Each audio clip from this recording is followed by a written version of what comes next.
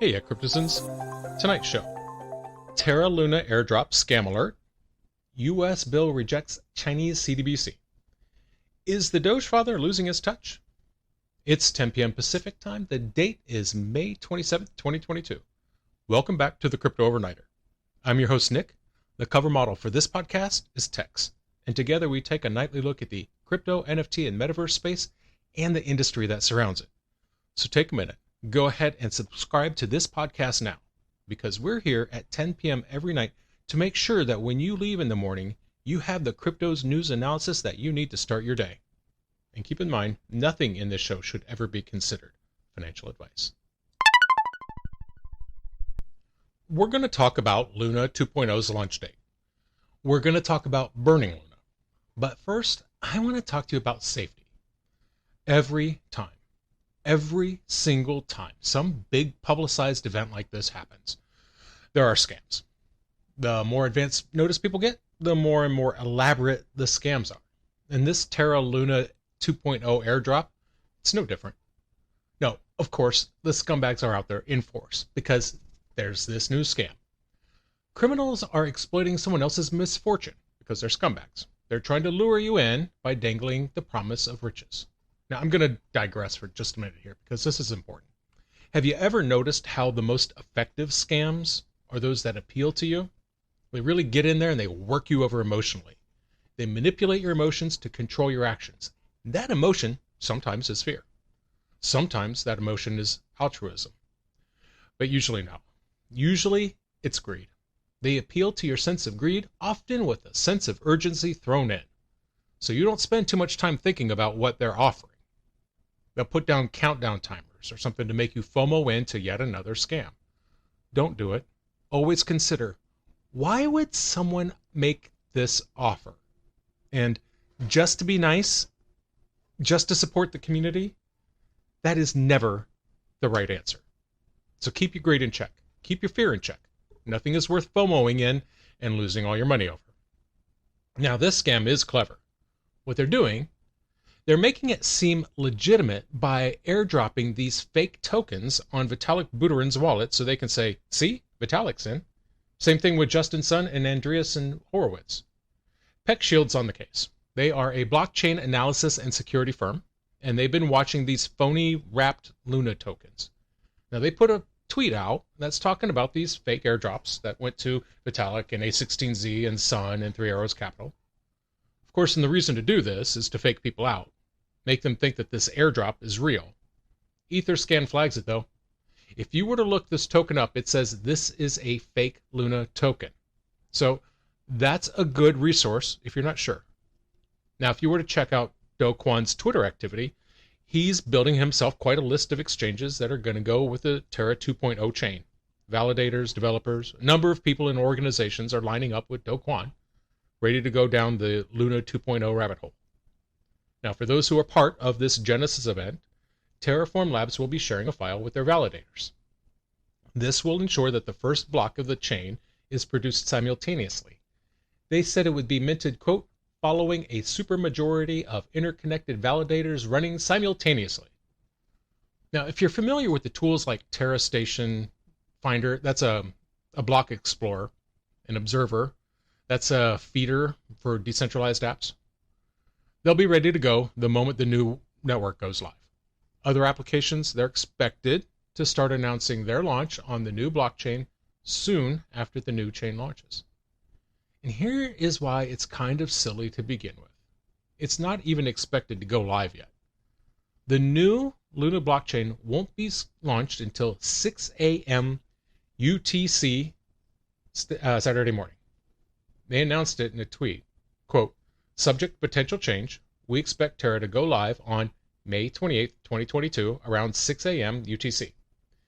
That's when the vested Luna will get airdropped in.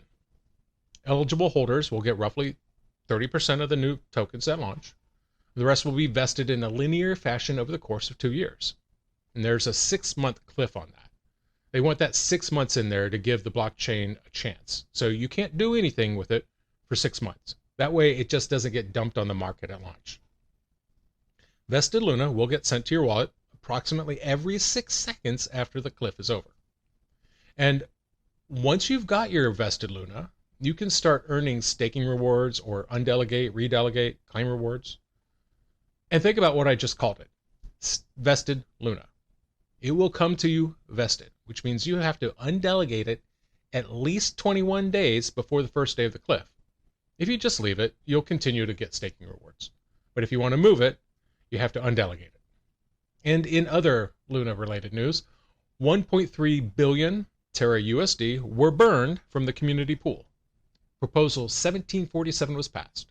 And that means the developers will be burning around 11% of the total UST supply. Now the theory is this will help restore the stable peg to its peg. 11% of the world supply of Terra USD is a lot. It's Luna that was getting mass produced into the trillions, not UST. So over time, this could, in theory, help even things out a bit.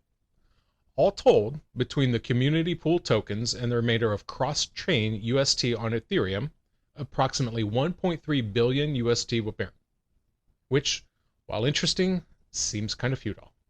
Who is going to trust UST to hold its value again? Well, maybe someone, but probably not anytime soon. And as far as this new blockchain goes, it's going to be interesting. Do Kwon has a lot of people on the line, people who are believing, if not in him, then in the Luna project itself. They believe the Terra Luna experiment was more than just Terra USD. They believe it was more than just a trick algorithmic stablecoin, or the lack of. They believe that Terra blockchain will thrive on its own. Time will tell if that belief is misplaced. Let's take a minute and look at the markets. It's been a bear market kind of day today.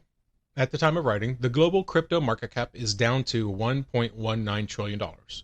It's down 2.22% in 24. The top 5 cryptos by market cap are Bitcoin down 2.14%, Ethereum down 3.82%, Tether, USDC, and Binance Coin down 1.56%. Bullying. That's what the Chinese government calls us when the United States tries to protect its economy and citizenry from foreign manipulation. We're working to protect our own economy. They call it bullying, which is an interesting response.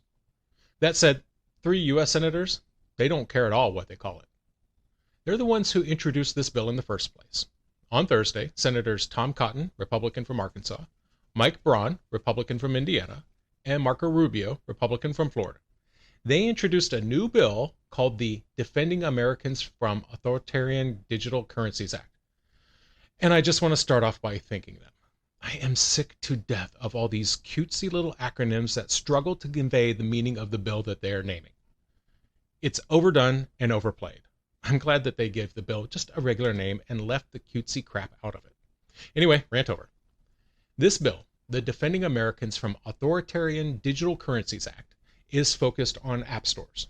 They see a threat that could come from the Google and Apple app stores through malicious applications to spy on U.S. citizens. The 3 senators are certain that this is a matter of national and economic security. And by proposing this act, they're trying to act proactively by rejecting China's attempts to, quote, undermine the U.S. economy at its most basic level. China's digital yuan is a central bank digital currency. It's designed to replace the physical coins and notes in use by China's central bank. Instead, the central bank would be issuing and controlling their digital currency. And it's all about their control and surveillance. Senator Cotton's office expressed their concern. They're worried that using the digital currency would give China, quote, real-time visibility into all transactions on the network, posing privacy and security concerns for American persons who join the network.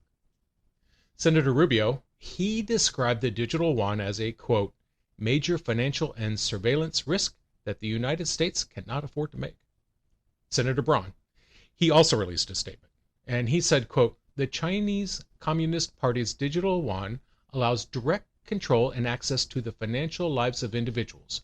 We cannot allow this authoritarian regime to use their state-controlled digital currency as an instrument to infiltrate our economy and the private information of American citizens.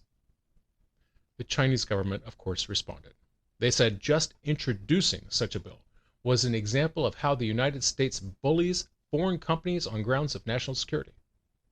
If this bill is signed into law, that means Google and Apple will be required to remove Chinese apps from their stores. And yes, this includes WeChat, as it currently accepts the digital yuan. The global NFT market cap is up over 11.29 billion. Sales volume is up 8.73% in 24 hours. According to CoinMarketCap, the top 5 NFT collections by sales volume are AI Moonbirds, followed by Otherdeed, Goblin Town, Return of Legends Season 4, and Return of Legends Season 1. Now keep in mind, some of these collections have very volatile prices, so do your own research. Is the Dogefather losing his touch? The question kind of reminds me of Happy Days, Arthur Fonzarelli and his famous Fonzie touch. He could hit anything that wasn't working and just make it work. Jukeboxes, pretty much anything could be fixed by a brief thump of Fonzie's hand. Elon Musk has the same touch with Doge, or at least he used to. It used to be that Elon just had to mention Doge and it would go up like 30-40%. About this time last year, Doge was soaring. Tweet after tweet from the Dogefather seemed to propel Dogecoin to new heights, new all-time records. Things may have changed. The Dogefather may have lost his touch. So here's what happened. Friday morning, early. Elon Musk is tweeting. And like many things anymore, it started with a tweet. Elon was tweeting about whether being called a billionaire should be an insult or not. He said using the term as an insult is, quote, morally wrong and dumb. So someone else said something to the effect of, well, what about trillionaire? And Elon did what Elon does. Off the cuff tweet. He responded back with Dogecoin Trillionaire, the movie. And he also talked about SpaceX. Remember how it was last year, about this time, that Tesla started selling items online? And they're items that you can only get using Dogecoin. So at one point, Musk tweeted out that you would be able to buy SpaceX goods using Doge. He said, quote, Tesla merch can be bought with Doge. Soon, SpaceX merch too. Now, he didn't say when it would happen, so he could have just been thinking out loud at that point. So, as is typical of what happens when Elon mentions Doge, the price surged. The price shot up around 8.2 cents each, which doesn't sound like much, but it's 15%. That 15% surge lasted 23 seconds. It shot straight up, just like one of its rockets, but it came back down just as quickly. And I've been noticing this more and more. Doge's price seems to be immune to the Dogefather's tweets.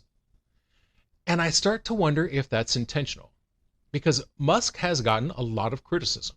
He's taken a lot of heat in the form of accusations of price manipulation.